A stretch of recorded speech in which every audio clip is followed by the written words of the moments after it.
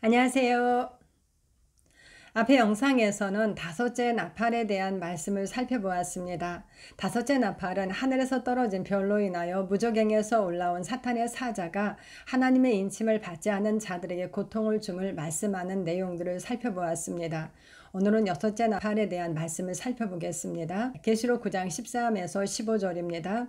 여섯째 천사가 나팔을 불매 내가 들으니 하나님 앞 금제단 네 뿔에서 한 음성이 나서 나팔 가진 여섯째 천사에게 말하기를 큰 강 유브라데에 결박한 네 천사를 놓아주라 하매 그들은 그 연월 일시에 이르러 사람 3분의 1을 죽이기로 준비된 자들이더라. 여섯째 사자가 복음의 나팔을 불었습니다. 그러자 하나님 앞 금제단 네 뿔에서 한 음성이 나팔 가진 여섯째 천사에게 유브라데에 결박한 네 천사를 놓아주라고 말씀합니다. 결박했다는 것은 하나님 편의 천사가 아님을 나타냅니다. 그 네 천사는 복음의 나팔을 부는 사자에 의해 놓여지게 됩니다. 큰 강 유브라데는 여섯째 나팔과 여섯째 대접에서 말씀하는 장소입니다. 유브라데는 하나님의 진영과 사탄의 진영이 만나는 지점으로 영혼을 둔 전쟁이 있습니다. 그곳에 결박된 네 천사도 그 연월 일시에 이르러 사람 3분의 1을 죽이기로 준비된 자들입니다. 그렇다면 3분의 1은 누구입니까?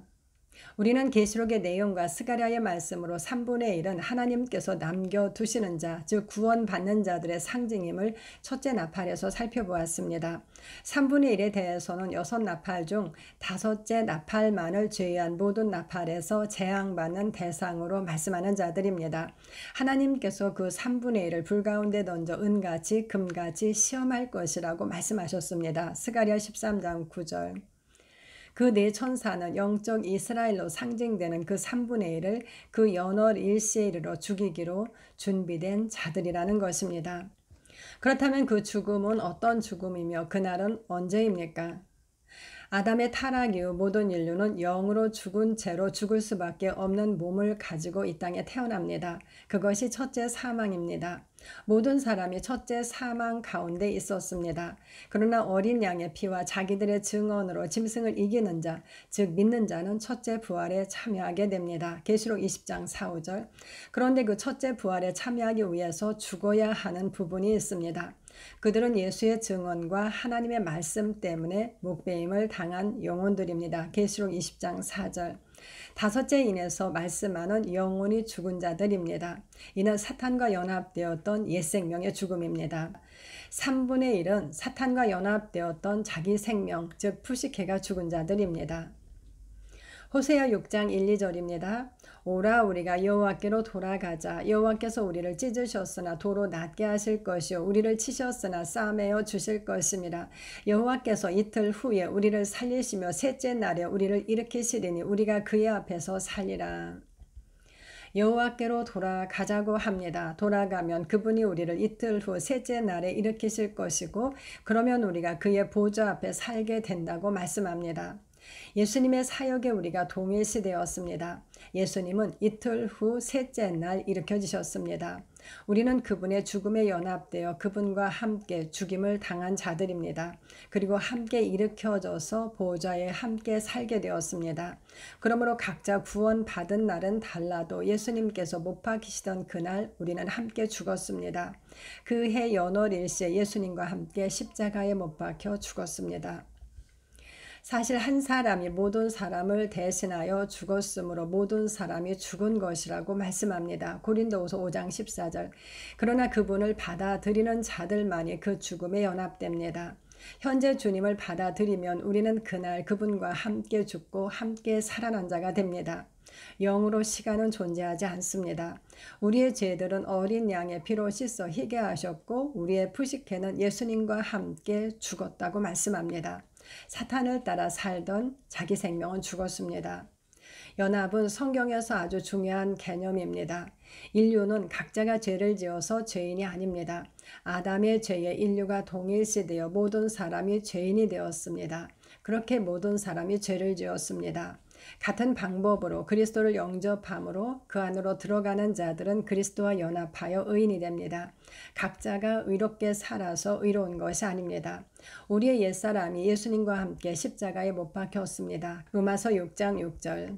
내가 그리스도와 함께 십자가에 못 박혔습니다. 그러므로 이제는 내가 사는 것이 아니라 오직 내 안에 그리스도께서 사십니다. 갈라디아서 2장 20절. 그렇다고 육체가 없어진 것은 아닙니다. 육체의 몸을 떠나거나 새 몸을 입는 그날까지 우리는 육체 가운데 삽니다. 그러나 그 삶은 그리스도의 삶으로 그분의 믿음으로 사는 삶입니다. 로마서에서 1장에서 3장까지는 죄들을 나열하기도 하고 죄를 말하는 하마르티아가 복수로 기록되기도 합니다. 하지만 5장에서 8장까지의 하마르티아는 대부분 죄의 본성을 말하는 정관사가 있는 단수로 되어 있는 것을 볼 수 있습니다. 우리의 죄들은 예수님을 믿음으로 말미암는 화목제물로 세우셔서 믿는 자들을 의롭게 하셨음을 말씀합니다. 그리고 우리의 죄지는 옛사람은 예수님과 연합되어 함께 죽고 함께 새 생명으로 살게 하셨음을 말씀합니다. 우리는 죄에 대하여 죽고 하나님께 대하여 의에 대하여 살아있다고 말씀합니다.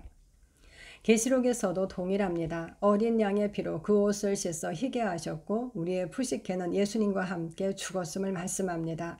사탄을 따라 살던 자기 생명은 죽었습니다. 이제 그들은 흠이 없는 자들이라고 말씀합니다. 하나님은 사람의 구원을 위해 죄들과 죄의 본성을 다루셨습니다. 그 결과 우리의 의는 행함과 죄를 씻는 불안정한 의가 아니라 그리스도와 연합된 그분의 의라고 말씀합니다. 고린도전서 1장 30절. 동일신은 우리에게 그분과 동일한 생명, 동일한 의, 그리고 동일한 아들의 위치를 줍니다. 우리는 그 생명, 그 의, 그리고 그 신분으로 하나님 앞과 어린 양 앞에 서 있습니다. 계시록에서 말하는 성도의 모든 것은 그리스도와의 연합으로부터 나오는 것들입니다. 그해 연월 일시에 그분이 죽으신 그 십자가에서 우리도 함께 죽었습니다. 다섯째 나팔이 하나님의 인침을 받지 않은 자들에게 일어난 일이라면 여섯째 나팔은 인침 받은 자들에게 일어나는 일입니다. 넷째 인에서 영이 죽은 자를 먼저 말씀하고 다섯째 인에서 영혼이 죽은 자를 말씀하는 것과 같은 구조입니다. 3분의 1은 그리스도와 함께 십자가에서 죽은 자들입니다. 그들은 누구에 의해 어떻게 죽었는가를 말씀합니다. 16절입니다. 마병대의 수는 2만만이니 내가 그들의 수를 들었노라. 2만만은 단순히 수를 말하는 것이 아닙니다. 곡과 마곡의 싸움에서 용이 그의 백성을 모아 싸움을 붙일 때 그 수가 바다의 모래 같았다고 기록합니다. 계시록 20장 8절. 동일하게 무수함을 말한다고 볼 수 있습니다. 마병대, 즉 말을 탄 병사들입니다. 교회는 흰 말을 탄 하늘의 군대로 불립니다. 계시록 19장 14절. 일곱인에서 마른 영을 상징하고 그 탄 자는 그와 연합된 자를 상징한다고 하였습니다. 이는 영의 세계에서 본 사람의 모습입니다. 사람은 홀로 존재하지 않습니다. 17절 18절입니다. 이 같은 환상 가운데 그 말들과 그 위에 탄 자들을 보니 불빛과 자줏빛과 유황빛 호심경이 있고 또 말들의 머리는 사자 머리 같고 그 입에서는 불과 연기와 유황이 나오더라.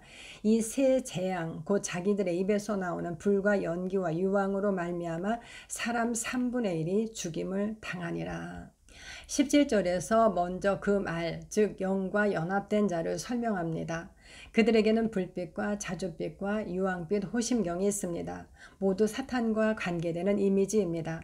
바벨론은 짐승을 탔습니다. 계시록 17장 3, 7절. 즉 그들은 짐승과 연합되었습니다. 그러므로 그들은 사탄의 불의함과 죄 그리고 악함을 나타내는 불빛과 자줏빛과 유황빛 호심경을 입고 있습니다. 그러나 흰말과 연합된 믿는 자들은 하나님의 것인 의의 호심경을 입고 있습니다. 계시록 19장 14절. 다섯째 인에서 하나님의 말씀과 그들이 가진 증거로 말미암아 죽임당한 영혼들은 땅에 거하는 자들, 즉 믿지 않는 자들에게 피를 갚아주시기를 기도하였습니다. 그들이 이 구절에서 말씀하는 말을 탄 자들입니다. 다음은 말, 즉 그들과 연합된 영에 대한 설명입니다. 그들과 연합된 영들의 머리는 사자 머리 같습니다. 사자, 독사, 뱀은 모두 사탄을 의미합니다. 그들은 사탄의 영입니다. 그리고 말의 입에서 불과 연기와 유황이 나왔습니다. 입으로, 즉 말로 죽이는 전쟁입니다. 그들에게서 나오는 불과 연기와 유황은 아마겟돈으로 모으는 용과 짐승 그리고 거짓 선지자의 입에서 나오는 개구리 같은 새 더러운 영과 연결됩니다. 그들은 귀신의 영입니다.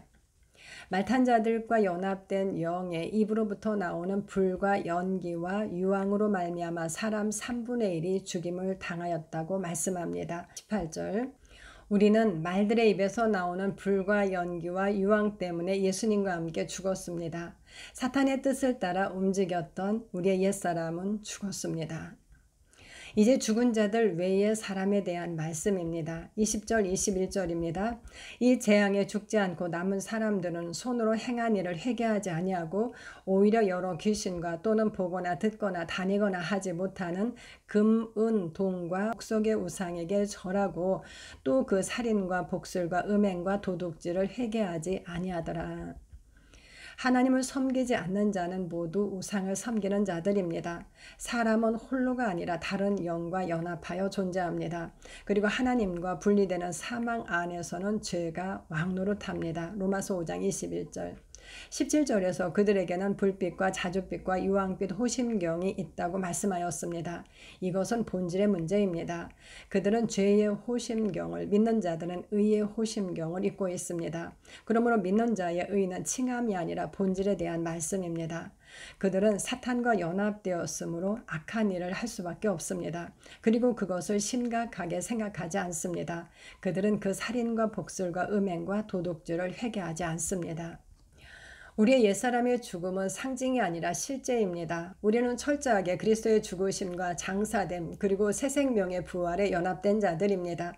우리는 현재 그리스도 안에 존재합니다. 감사합니다.